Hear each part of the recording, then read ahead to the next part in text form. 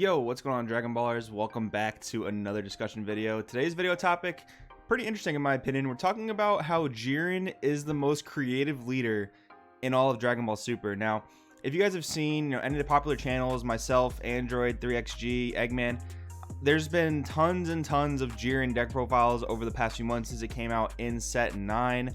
I am personally a big fan of the blue-yellow deck I put up a few months ago. There's a patron of mine working on a red-blue-yellow list I think is very powerful. There's the green-yellow variant.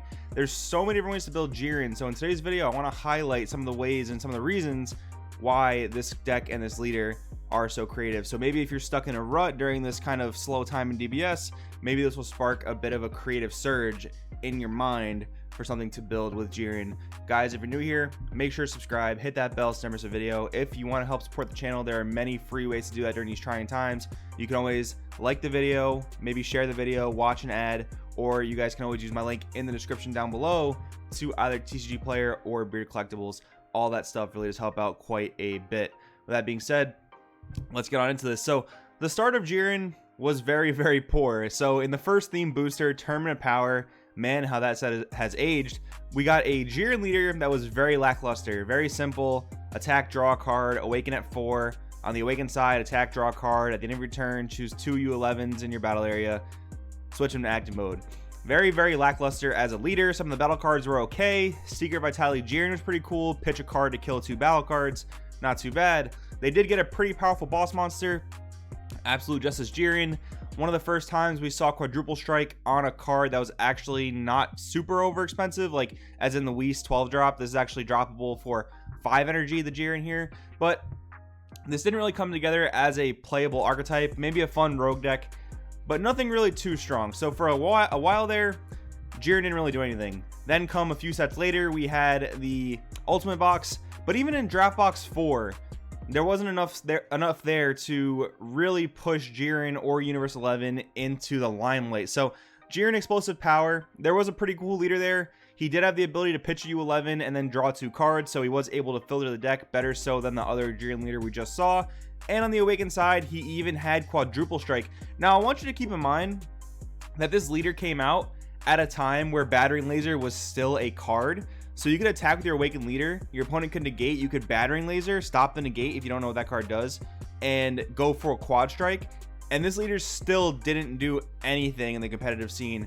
So with that in mind, I mean, yeah, there were super powerful decks at that time. Storm was still a thing. We had Shenron decks running around. There were super powerful decks around.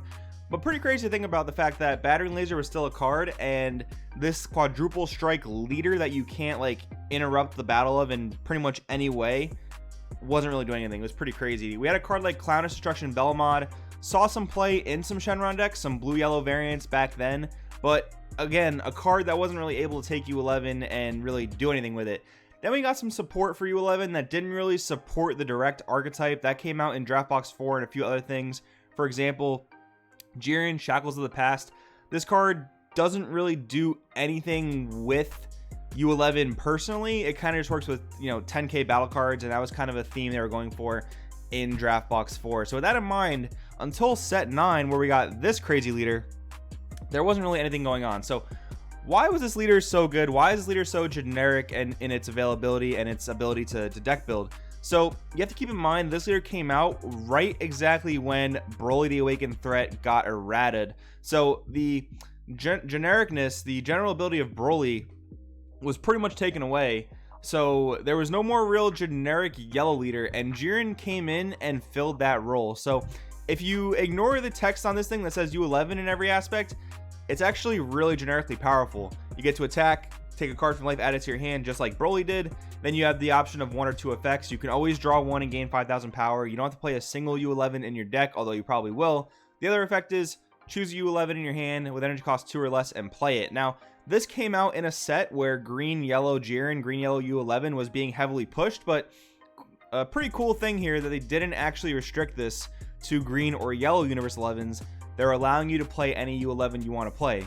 Awaken at 4 or less, draw 1, untap 1. A little bit weaker than what Broly gave you in terms of untap 2, but full power Jiren the Unstoppable, here's where it becomes a bit more generically better than the current state of Broly. Auto, when this card attacks, draw 1, he gets plus 5,000 power for free. Activate battle, choose a card in your life, add it to your hand until the start of your next main phase. As long as you have a U11 card in play, you don't take a damage from your opponent's attacks. So again, an activate battle you can use without ever having a U11 in your deck. Now, it's infinitely better if you have U11s in your deck that are on the board and give your leader protection. That's kind of one of the really powerful things about this leader. But again, just take a life. You don't get to freestand anything like Broly used to do, but you take a life, get access to more cards. That's always a really helpful ability. You're going to want to use this ability as many times as you possibly can without killing yourself to go for game with your opponent, because you just get access to all the cards in your life. It's really powerful in that respect. So moving on, I want to talk about this real quick. There are no real U11 blue cards per se, but blue is still a very splashable engine in the game in general, and Jiren is no exception to that. So if you wanted to splash blue in any of the strategies we're about to talk about in this video, 4 Senzu Bean, 4 Coercion, 2 to 3 Frost Poison, very easy blue engine to add. A lot of times you probably will be playing some type of blue yellow in the Jiren deck itself, so Frost Poison makes a lot of sense. If Time Magic or Flying Nimbus aren't very good in a particular format, like they kind of aren't super great right now, Whis Coercion is actually a great alternative to that. And then 4 Senzu Bean, easy to slap in there, very, very simple. There are some more blue cards you can talk about adding if you're going to go with more of a blue based deck, but if you literally just want to splash 10 to 11 blue cards, 4 Coercion, 4 Bean, 4 Frost Poison is very easy to do. With that being said, thanks to the new multicolor super combos, making Jiren more creative than ever is super easy. I mean, you have the blue yellow super combo, tap anything that is basically in active mode. That could be a leader or a battle card. You have the red yellow super combo, which is just so good for dropping the Beerus Arrival, allowing you to go into Heartfelt Plea as a win condition in the Jiren deck if you chose to do that. And then you have your green yellow super combo. This is going to be more for the base Jiren archetype that Bandai kind of intended in terms of like the green yellow. So this card is probably one of the weaker super combos in multicolor, but it does let you send the Sand Instinct Son Goku to the drop area. It is also useful because there are some green U11 cards that work out of the drop area, so that can be useful for that archetype. But in general, Whis Celestial Moderator and Zamasu Sacred Disbelief allow you to get really creative with your deck building in Jiren. So one of the other key things I want to talk about, I kept talking about before how you could not play a single U11 in your deck and your leader is still pretty good in the generic sense, but there's a very, very small U11 engine you can play, and then the rest of your deck can be anything else. So you can actually just play 8 U11 cards if you wanted to, 42 other cards, and you would be able to pretty consistently use Jiren's Awakened ability to protect himself. So in set 9, we got Binary Blade Casserole and we got Kunshi Threaded Energy. Kunshi says permanent all Universe 11 cards with energy cost of 2 or less in your battle area gain barrier. Binary Blade Casserole says if your leader is U11 when you play this card, or it's placed in the drop area from a battle area by a skill, quote unquote successor. Choose up to 1 U11 with energy cost of 1 in your deck, play it with the skills negated for the turn, then shuffle your deck. So with the leader ability we just read before, you can attack with Jiren, you could play Casserole from your hand, you can grab Kunshi from the deck, or you can just play Kunshi from the hand. That's a very easy way to get a protected U11 on the board, because Kunshi will give itself barrier, Kunshi will give Binary Blade Casserole barrier, and you're good to go from there. Again, your deck could be 42 other cards towards your win condition or towards your goal, whatever the case is. Pride Collective Coquette came out in Draft Box 5, and this really opened up the pool to Red U11. Red U11 had some cards here and there, which we'll talk about in a bit, but it really wasn't playable with Jiren until this card came out. This card really was a saving grace of that kind of color scheme. When you play this card, choose up to 1 U11 card with an energy cost of 1 from your deck, play with skills negated for the turn, then shuffle your deck. It's basically Binary Blade Casserole, but it's red, it's got more attack power, and it's not leader locked, and the Jiren leader can play it for free using its ability when it attacks. So with that being said, you could play 4 Coquette, 4 Kunshi, or you could play 4 Binary Blade, 4 Kunshi, and the rest of your deck can be whatever you want. Now, those are some of the reasons that the deck is so ultra generic and so ultra flexible.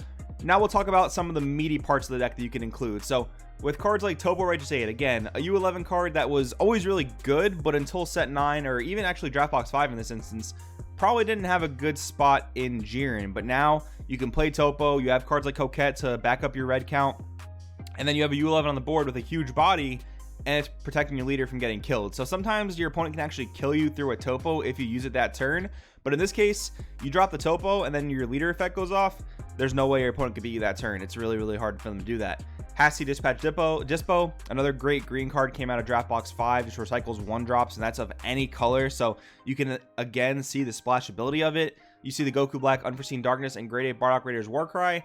Raiders Warcry will probably be in just about any build of Jiren you can think of. Maybe not the green-yellow version, because that's pretty heavy on 10Ks and it's a pretty tight deck space, to be honest, but with this card getting reprinted in the summer, the deck building possibilities of this deck are endless. And for every reason I've talked about so far, the deck building possibilities of Jiren are pretty much endless. Goku Black Unforeseen Darkness. I'm a real big fan of the blue-yellow build once again, but now more than ever, tricolor is super easy to do. So keep that in mind. You can even play Goku Black Unforeseen Darkness with like a small red engine. You could play blue-yellow base with a small red engine. That's actually one of my patrons is doing. That's what I posted in the gameplay earlier this week. Pretty cool to check out if you want to.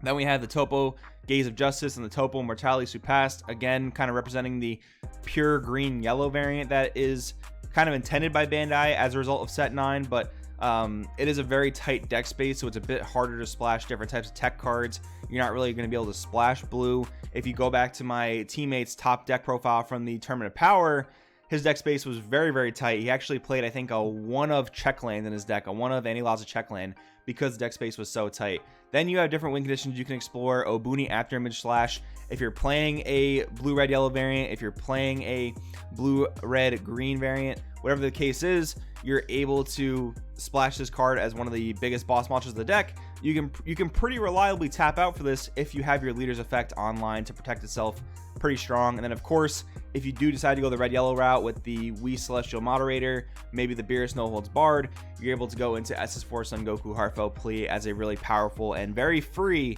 win condition. So overall, guys, I just want to talk about in this video how creative Jiren can be. Maybe hopefully spark some ideas in your guys' head. If you're in a bit of a Dragon Ball Super rut right now, Jiren is a very fun leader to explore.